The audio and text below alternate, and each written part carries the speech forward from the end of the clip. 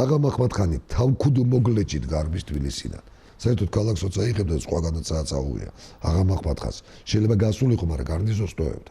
არავით არის გარნიზონი. მკვდრებსაც კი არ კრძალავს, ყიზილბას მკვდრებს ისე გარბის. თბილისის ბრძოლებში მან დაკარგა 13,000-ზე მეტი კაცი ირანული წყაროების აღიარებით. მესამედზე მეტი მარტო ჯარის. ამის შემდეგ რა ხდება? იქ არის წაგებები თბილისის შემოგარენში ცმის ჯარების შეტაკებებისას. თბილისს აოხრებს ლაპარაკის ზედმეტი კი ბატონო ხანძარი და უბედურება ხდება, მაგრამ გამოუშვებს 6,000 ყველაზე რჩეულ ხედარს ერეკლეს შესაპყრობად. და ამ 6,000-იან რაზმს ჟინვალთან წინ გადაეღობება 300 არაგვის პირალი ხევსური და საქართველოში მცხოვრებ მუსულმანთა შენაერთი. მთლიანობაში დაახლოებით 1000 კაცამდე. და პირწმინდად გაანადგურებენ ამ 6,000 კაცს და ეს 300 არაგველი ხევსური და ეს ქართველ მუსლიმთა რაზმი მოდის თბილისისკენ და სანამ ესენი შემოვლენ ხა ხოგებულობენ შიკრიკები თავქუდ მოგლეჯით გარბის არა მარტო თბილისიდან მთლიანად საქართველოდან აღამაყვა. ომს საქართველო იგებს, თბილისი გადამწვარი. მაგრამ ამის მიჩქმალდა სწორს ამბობს ზაქარია ჩიჩინაძე, როცა ყვება, რომ ამის მიჩქმალმა თვით მიზნად იქცა 100 წელს მანძილზე. იმიტომ რომ თავარ არგუმენტად პავლეც და ალექსანდრეც თუ რატომ იერთებდნენ და რატო იღებდნენ თავის თავზე საქართველოზე მზრუნველობას, არგუმენტი ის ჰქონდათ, რომ აღა მაჰმად-ხანმა აგაოხრა და ირანელებისაგან უნდა გვეხსნეთ, გვინდოდა რომ გადაგვერჩინეთ და გვეხსნა საქართველო და თუ საქართველო თავისივე ძალით მოიგერია ირანი, დაამარცხა და უკუაქცია, მაშინ მათი არგუმენტი განულდებოდა. და შემდგომში ყველა მოღალატე, ყველა რუსეთის და უпроსოდ მოდი ვთქვათ რა, დამხრობის აპოლოგეტი, ფსევდომწერალი, ფსევდომეცნიერი, ფსევდოკაცი, კაცუნა ცდილობდა აღა კრწანისის ომი შეეწყვიტა მხოლოდ თბილისის აღების ეპიზოდით. ერთი მონაკვეთით და გამოეტოვებინა ომი ბოლომდე. თუ როგორ დამთავრდა? ომი საქართველო მოიგო. ერეკლე მოიგო, მაგრამ თბილისი აოხრებული იყო. ამის შემდეგ რა ხდება? ამის შემდეგ რუსეთი ძალიან კარგად ხვდება, რომ ერეკლეს კულს ისინი ვერ მოაბრუნებენ, მართლაც ეკატერინე მეორე გამოუშვებს მერე საექსპედიციო კორპუსს, რომელიც კასპიის ზღვის სანაპიროზე პლატონ ზუბოვის მეთაურობით შეიჭრება, რაღაცას ილაშქრებს,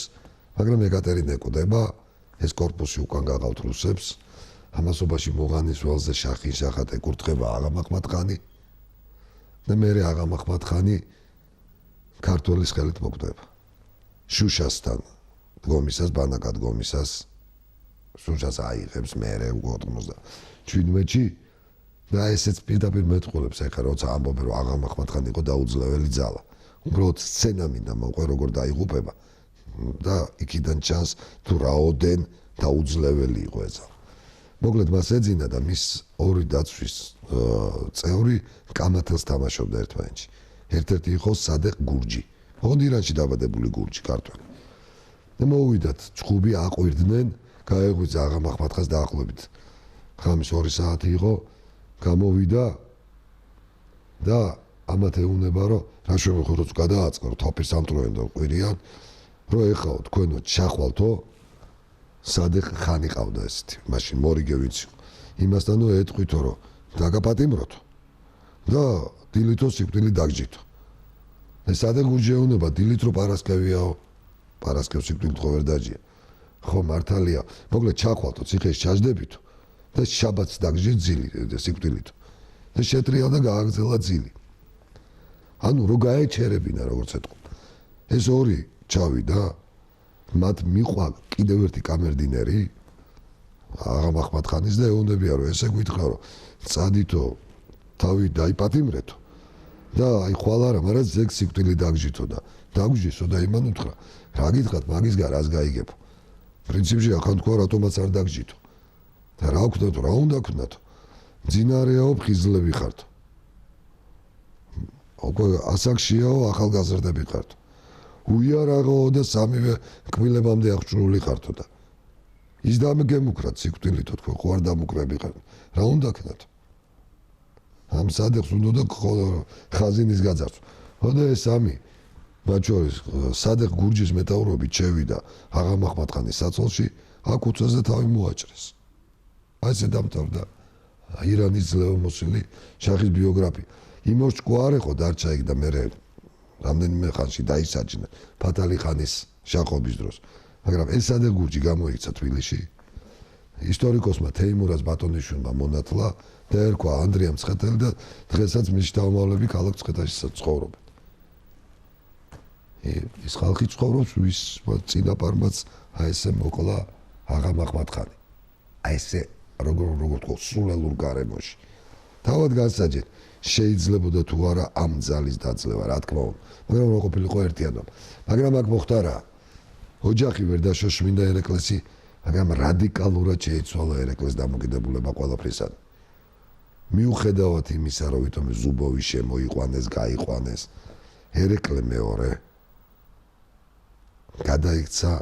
აბსოლუტურ ანტირუსად გეორგიევსკის ტრაქტატიდან მოყოლებული ერეკლეს ჰქონდა უფლება რომ თავის ფულზე სამხარეს რუსეთის გერბი დაეტანებინა რათა ქართულ ფულს ასე თქვა გასავალი ქონოდა სოფლიოს ყველა იმ სახელმწიფოში სადაც გადიოდა რუსული ფული ეს მნიშვნელოვანი იყო ხო ვაჭრობისთვის და ხაზინა ივსება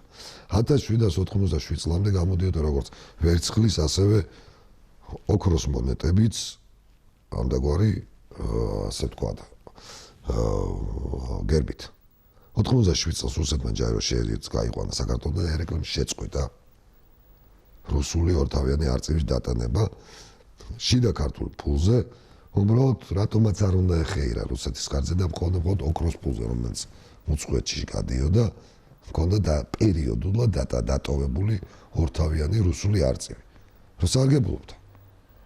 რუსეთს 97-ში ეს არა უგრძალავს და რაც აკრძალული არ იყო რატომაც არ უნდა გამოეყენებინა ხო საქართველოს ეკონომიკური ხეირი მაინც შეჩენოდა 1796 წელს როცა პირველივე ქართული ფული დაიბეჭდება შიდა მოხმარების თუ საგარეო მოხმარების ყველა ნომინალზე ერეკლე ატანს რუსულ არწივს ოღონდ ცალთავას კახურად თავმოგლეჩილს ყველაზე დიდი შეურაცხყოფა რაც კი შუა საუკუნეებში თუ ნუნას თანამედროვე ეპოქაში პოლიტიკაში შეიძლება ერთმა სახელმწიფო მეორეს მიმართ განახორციელოს ეს არის მისი სიწმინდეების სიმბოლიკის დროშის გერბის შეურაცხყოფა ერეკლე მეორე ქართულ ფულზე ატანს რუსეთის სიმბოლოს გერბის მიწასთან გამსხორებელ ნიშანს თავმოგლეჯილ რუსულ არწივებს რითიც თელს სოფლიოს ეუნება და ეუნება შთამომავლებს რომ მისთვის რუსეთი თავმოგლეჯილი უღირსობა აი ესე გარდაიცვალა ერეკლე მეორე ასეთი განწყობით 1798 წლის დასაწყისში სხვა შორის გარდაიცვალა იგივე ტახტზე რომ ტახტზეც ის დაიბადა იგივე სასახლეში რომელზე უფრო დიდი სახლები დღეს საქართველოში ვისაც სოფელში აგარაკი აქვს შეიძლება ძალიან ბევრს ააქვს იმ თავის თელავის სასახლეში გარდაიცვალა მართლაც და გულდამზიმებული იმიტომ რომ ადამიანმა ყველაფერი გააკეთა იმისთვის რომ საქართველო კიდევ ერთხელ გავხდარიყო დიადი სახელმწიფო სხვათა შორის აი სულისკვეთება რომელიც იმ პერიოდის საქართველოში დაიბადა რომ ყველას უნდა ერთიანობა რომ ჩამოდიან მასთან 1795 და სხვათა შორის იმერეთში მაქსიმე ავაშიძე გარდაიცვალა პატრიარქს აღარ ირჩევენ ერთი პატრიარქი უნდა იყოს აბსოლუტურად ყველაფერი ერთი უნდა ქონდეს ეს ტენდენცია მერე ილია ჭავჭავაძეში აფეთქდება და თავს გამოიჩენს და ამაზე მოალში ვისაუბრებთ მე-19 საუკუნის და მე-20 საუკუნის ქართულ კულტურაში განიფინება რომელიც კულტურას თამამად შეგვიძლია ვთქვა სოფლიოში ერთ-ერთი უძლიერესი კულტურა იყო და არის ის კულტურა რომელსაც ქართველი ერი შექმნის მე-19 და მე-20 საუკუნეში აი ეს ყველაფერი პირდაპირ ეფუძნება ერეკლეს სულისკვეთებას ერეკლეს სულს და ერეკლეს ხმალს მაგრამ ფიზიკურად რაშიც უნდა და კიდევ სახელმწიფოებრივად ეს განეხორციელები სახელმწიფოებრივად ერთი დარჩა რომ იურიდიულად ვერც რომანოვებმა და მერე ვერც ბოლშევიკებმა საქართველოს სახელმწიფო ვეღარ გააკრეს.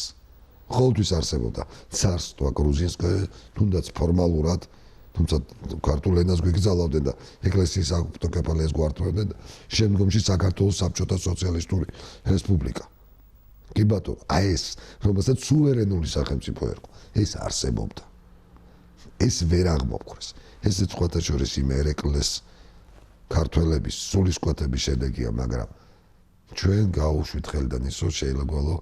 არათუ რეგიონალური თვალსაზრისით, არამედ მსოფლიო პოლიტიკაში ერთ-ერთი უსერიოზულეს სახელმწიფოდ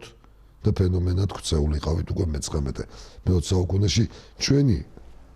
მდგომარეობიდან გამომდინარე, იქიდან გამომდინარე, რომ ჩვენი მეზობლები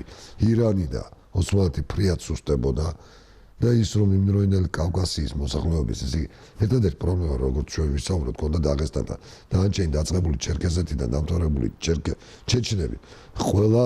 თავის ჰეგემონად ქართულ სამყაროს აღიქონდა იმ პერიოდში და ეს ყველაფერი რა თქმა უნდა ძალიან დიდ შესაძლებლობას და პერსპექტივას აჩენდა რომ აღარაფერს ვამბობ აზერბაიჯანის დღევანდელი მოსახლეობას და სომხეთისაც საქართველოს შეხურებდა როგორც პრინციპში მხსნელს და წინამძღოლს რომ ეს ყველაფერი ჩვენ შეგვეძლო გაგვეხორციელებინა დიდ პოლიტიკურ და ეკონომიკურ დივიდენდებად რომელიც ჩვენ დაგვრჩებოდა როგორც მატერიალურად ისე სახელი და ისე სულიერად მაგრამ სამწუხაროდ ჩვენს აქილებს ის ქუსლად როგორც ყოველთვის იქცა ისე შიდა განხეთქილება უჩემოთ ვით ვიმღერებთ მე მინდა ტახტი მე მინდა პირველკაცობა და ამაზე შემდგომში ვისაუბროთ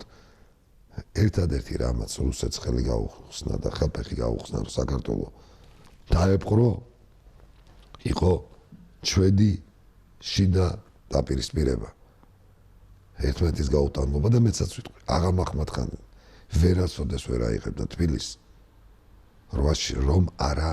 შიდა ღალატი ის აოხრებაც კი ვერ მოხდებოდა მაგრამ ყველა შემთხვევაში ეს ყველაფერი არის ძალიან დიდი გაკვეთილი